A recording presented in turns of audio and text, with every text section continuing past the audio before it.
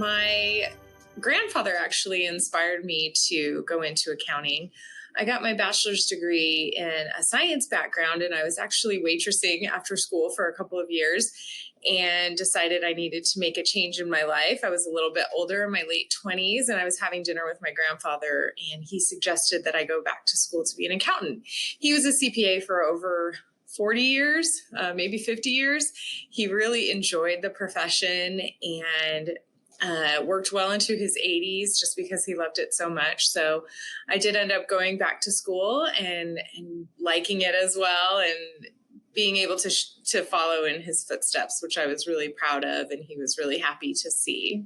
The people that I see as leaders in my life and in my career are the people that have told me the hard truth about myself so that I could get better. They cared enough to give me that constructive criticism and give me a path on how to get better.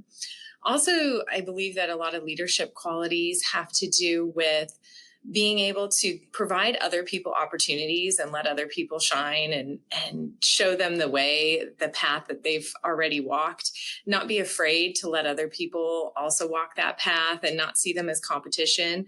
Also, kindness. I think kindness is a great leadership quality. I think it's very important to be kind to everybody, no matter who they are in your organization. I have a motto that, mean what you say what you mean, but don't say it mean. There's absolutely no reason to ever be unkind to anybody else. And even in times of high stress, the biggest challenge of my career so far is definitely getting through the CPA exam. It's notoriously known for being a very difficult certification exam, and it definitely took me years to get through it. Once I fully dedicated myself, it took me about 2 years to get through it. And of the 4 sections, I failed all of them at least one time. So it was really a lesson for me in persistence and dedication and hard work. My father always told me that persistence always pays off. If you never give up and keep being persistent, you'll be successful. And he was right. And that was my lesson in that experience. There was a lot of sacrifice that went into it. No weekends, no vacations. There was a lot of time in the library. But I wanted to, also my inspiration during that time was just making sure that my grandpa got to see me become certified before he passed away, which I was able to do. And I'm so grateful for that forever. But I think it's taught me a lot about we all fail, and it's progress, not perfection. And if I could be a lesson to other people on just continuing to push hard and keep going no matter what, you'll eventually get there and you'll eventually be able to reach your goals, then that's a good thing. And it's all about, I always say, failing forward. We all fail. We all fall down. We're human. But if we can get ourselves back up and keep moving forward, then that's the key to success. I've been so incredibly blessed in my career and with my company. My company was started by one man and one woman. So it's always had women in leadership. And today we have majority-owned women's business. And so I've always been treated fairly as a woman and been given the same opportunities as the men. And it was really about hard work and dedication, and your efforts were rewarded accordingly. And I've never felt that I was being limited by being a woman in my company. However, I'm not ignorant to the fact that globally this is a problem.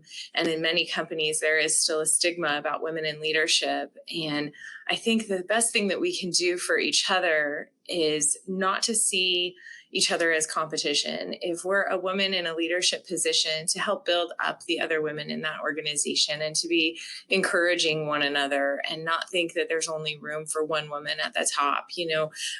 Remember that there's room for all of us to be successful. There's enough room for everybody, and we can continue to build others up no matter where they are in their career. Continue to work hard, be persistent about your goals, never give up. Also, to chart your own path. Find something that sets you apart from the pack, and find something that could be your niche. If you're asked to sit at the table, say yes. If there's an opportunity with a committee or a project or something along those lines, even if you don't feel like you're equipped to handle the task or up for the challenge, say yes. there's been so many chances in my career, so many opportunities where I felt so intimidated and very unprepared to tackle something that was being offered to me. And I just said yes and figured it out along the way. And a lot of us are doing that, right? Fake it till you make it. But you learn from those experiences. And eventually you do catch up and you work hard and you learn exactly what you need to know, and you're being put in a position for a reason. So have confidence and faith in yourself that there's a reason that you're being asked to be a part of something like that. The books and articles and speakers that I listen to the most to help me with my leadership development are related to emotional intelligence. Daniel Goleman wrote the first book on emotional intelligence, and there's been several after that, Emotional Intelligence 2.0. And then I also have, my father gifted me with the Harvard Business Review top 10 articles on emotional intelligence. Those were really good as well. I follow them on social media and LinkedIn, anything related to that topic. I've had the privilege of presenting on emotional intelligence over the last 5 years, several times. And it's such an important topic in the business world and just in life. It's helped me to better be more self-aware of myself, my reactions to other people, and how I respond to different situations in life, how I manage stress. Also, I listened to Anthony Robbins Get the Edge a number of years ago, and a lot of those principles still stay with me today. Basically, I do have a belief that, in order to be well and to live our fullest life, all of our areas should be as balanced and well-rounded as possible. And so I really focus a lot on stress management. During public accounting busy season, we work long hours and need to manage stress in that area and find ways to still enjoy life every single day and spend time with family while getting our very demanding jobs done. And so I'm also a functional nutrition specialist and do a lot with fitness. And so I really believe in health and wellness of your physical well-being and eating whole foods and nutritiously for it to be your best self. I'm also a meditator, so I really enjoy meditation and quiet time and reflective time. I think it's important to reflect every single day on various parts of your day and your life so that you can continue to improve in those areas. I'm under no illusion that there's full balance in life all the time with family and work and extracurricular activities and everything that we want to do. And life is busy all the time. But my new approach, instead of saying I'm so busy all the time, is to say I have enough time for everything that I need to do today. And maybe it doesn't have the balance that I want it to have. Maybe there's only a little bit of fun or a little bit of relaxation and a lot of work in one day.